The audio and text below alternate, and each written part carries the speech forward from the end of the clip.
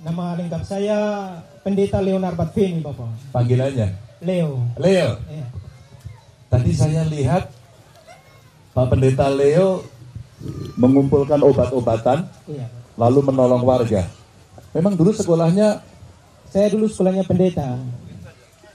waktu sekolah pendeta ada pendidikan Tidak ada. kesehatan? Tidak ada. Oh, tidak ada. Jadi kenapa sejarahnya Pak Leo bisa membantu masyarakat mencari obat? Bagaimana sejarahnya? Iya.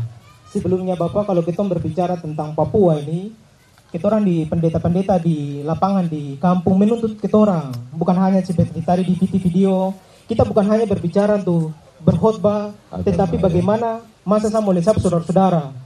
Dorang, apalagi kita orang dengan tadi Bapak lihat di video itu akses jalan sangat sulit. Jadi mau dan tidak mau saya juga tidak punya pemahaman yang baik tentang kesehatan, tetapi bagaimana saya bisa membangun relasi dengan pihak kesehatan yang ada. Itu yang sangat jauh menolong mereka. Hebat. Membangun relasi. Ya. Bagaimana cara membangun relasi sehingga Pak Pendeta Leo akhirnya bisa mendapatkan obatan dan tahu cara mengobati masyarakat? Awal mulanya ceritanya di Korkari ini, Bapak izin saya cerita bahwa Korkari ini mungkin orang Merauke banyak belum kenal. Mungkin di satu sisi saya bertemu Bapak, saya memperkenalkan supaya orang Merauke tahu bahwa memang Korkari orang belum banyak kenal, karena Korkari ini merupakan kampung kondo RT3 dari kampung kondo itu sendiri. Dan Korkari ini merupakan batas negara, berbatasan langsung dengan Papua Nugini, Bapak. Perbatasan. Iya. Jadi awal mulanya ketika saya melakukan tindakan medis ini, karena saya punya masyarakat atau jemaat yang sakit. Itu dengan kita tahu bahwa akses yang susah, mereka tidak punya pemahaman yang baik tentang dunia obat-obatan, karena mereka ketika jatuh sakit mereka cuma dengan pemahaman berobat alam saja yang ada. Dan sampai kemarin makanya di video saya sedih karena akhirnya meninggal. Hati saya tergugah di satu sisi, dan itu saya berdoa dan saya bergumul, Tuhan, apakah Tuhan utus saya datang untuk sekedar memberitakan firman tetapi harus melihat mereka ini, Bapak. Dan izin Bapak, saya di sana bukan hanya untuk kesehatan saya, tapi saya sudah bangun PAUD, sekolah untuk masyarakat di Korkari, Bapak. Jadi di sana dorang panggil saya sebagai pendeta, dokter, bahkan sebagai bidan juga, karena saya juga pernah bantu melahirkan. Bentar. Ini yang terakhir penting ini. Bagaimana Pak Pendeta membantu melahirkan? Jadi Bapak saya cerita sedikit. Pada saat itu Korkari ini mengenal dua musim. Kami musim banjir dengan musim panas. Ketika beberapa tahun kemarin itu musim banjir, ada kakak perempuan nama kakak Yakoba. Dia dari kampung kondo, dia sudah hamil besar. Mungkin karena vonis bidan dia sudah lewat tanggal untuk melahirkan. Jadi dengan perahu dari kondo, kebetulan saya ada bevak di Kalembar, karena musim banjir saya dengan masyarakat kita berburu, Bapak, untuk kita punya kelangsungan hidup. Dengan suaminya Arnold, mereka datang. Itu saya sudah jam 8 malam di bevak. Jam 8 datang bilang, kakak pendeta datang dulu, tolong lihat kakak Yakoba dia mau melahirkan. Ya sudah, mereka panggil saya juga dengan tidak punya keahlian untuk kasih melahirkan. Ya sudah, saya pergi di bevak, Bapak. Pergi bevak berdoa air. Jadi dengan ada mama biang, biasa orang di sana bilang mama yang bantu-bantu melahirkan. Jadi saya berdoa air, saya kasih tapi saya berdoa, saya bilang, Tuhan, saya tidak mengerti kesehatan, tetapi saya minta Tuhan untuk kakak Yakoba ini dia lahir dengan kondisi yang baik. Dengan puji Tuhan, saya dengan mama Yohana itu saya bantu. Jadi saya cuma hitung tarik. Jadi saya bilang tahan. Apanya yang ditarik? Maksudnya ini ya dorong, Bapak. Oh, dorong Iya. gitu ya. Iya. Dapat ilmu dari mana Pak Pendeta? Punya ilmu dorong-dorong. Bapak, saya mungkin dapat dari belajar otodidak, biasa nonton di YouTube. Ini pendeta kreatif itu nonton di YouTube bagaimana menolong ibu melahirkan. Saya tidak yakin yang ada di sini bisa melakukan itu. Saya tidak membayangkan juga kondisinya, tapi beliau luar biasa.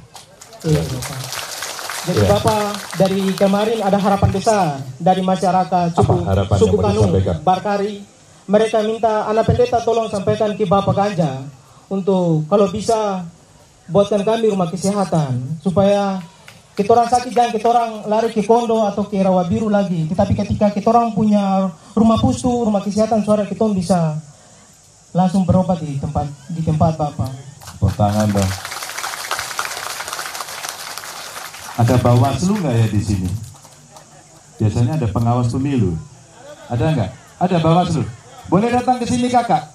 Ya. Ini cara satset saya, tapi harus konsultasi biar tidak salah. Betul. Betul ya, betul. tadi ya. Setuju. Ya. Jadi kalau ketemu pemerintah, tolong buatkan apa namanya? Pustu Bapak. Pustu. Dengan tolong buka akses jalan Bapak. Akses jalan. Iya. Jadi prioritasnya kalau ada pustu. Kalau ada akses jalan sudah dibuka, saya percaya yakin bahwa medis atau guru pasti perkembangan dari Tapi itu. sekarang pustunya belum ada. Tidak Ya? ada Bapak. Tidak ada sama sekali. Terus tadi yang di gedung itu di tempatnya siapa? Itu saya yang bangun Bapak dengan anggaran 15 juta. Kakak, kita mau konsultasi kakak, biar tidak keliru kakak ya. Boleh ya kakak? Aduh, namanya siapa? Isayas Balagaise. Bung Isayas. Bung Isayas. Ini soal cerita kemanusiaan. Umpama kemudian saya mencarikan orang-orang yang bisa membantu untuk membuatkan pustu di kampung Pak Pendeta Leo ini, apakah itu money politik? Mungkin bisa diulang Pak. Beliau sekarang membutuhkan dibangun gedung atau bangunan untuk kesehatan, begitu kan? Ya. Kalau saya mencarikan dukungan dari orang-orang agar kemudian di kampung ini nanti dibangun rumah kesehatan, apakah itu termasuk money politik? Sebentar, saya mau jawab Bapak, tapi ada yang sudah menjawab ini. Jadi apa jawaban kakak? Jadi apa jawab kakak? Kalau Tidak kan? jawaban kita Atau iya? Atau tidak? Iya, tidak. selagi Iya, tidak. sabar Pak, saya belum menjawab. Ini Bapak minta jawaban, kalau begini saya grogi Pak, mau jawab apa? Kalau begitu saya tidak tengok. Iya. Selagi tidak merugikan pihak yang lain, kita melihat bahwa itu sah-sah saja. Terima kasih.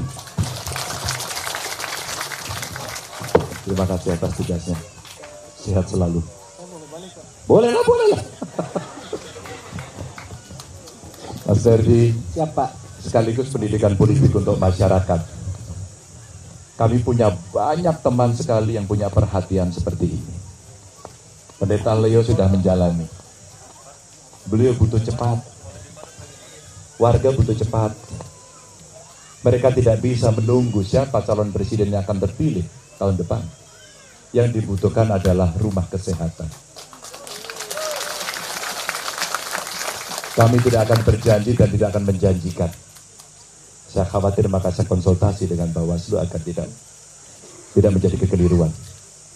Tapi percayalah, kami akan mengkomunikasikan agar nantinya ada tangan-tangan baik, ada nilai kemanusiaan, nilai gotong royong, dan mudah-mudahan akan segera ada yang menghubungi Pak Pendeta. Ya. Saya izin kisah Bapak, Korkari ini kita tahu bahwa batas negara. Kita di kampung sana tidak ada signal, tidak ada lampu, kita air bersih juga tidak ada Bapak. Saya angkat air bersih itu 2-3 kilo sampai 4 kilo. Itu mungkin saya bicara masyarakat, maksudnya saya cuma menyampaikan apresiasi masyarakat punya kisah untuk mungkin Bapak. Terima kasih. Terima kasih. Semua tercatat, semua terdengarkan. Ada prioritas yang bisa kita kerjakan. Mudah-mudahan kita akan bisa mengerjakan. Insya Allah mudah-mudahan kita akan bisa bantu. Karena ini kebutuhan dia. Tidak usah menunggu pilihan, tidak usah menunggu siapapun. Tapi semangat gotong royong mesti kita wujudkan. Karena kesehatan tidak bisa ditunda. Maka juga Pendeta, Anda luar biasa. Terima kasih Bapak. Ya.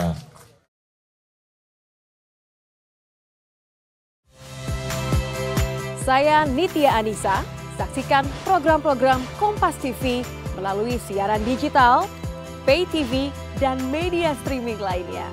Kompas TV, independen, terpercaya.